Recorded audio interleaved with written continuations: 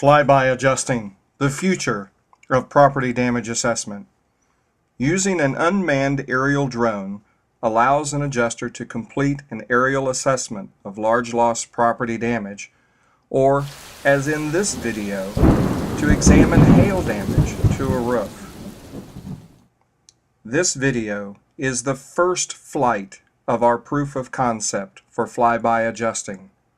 Watch for more to come.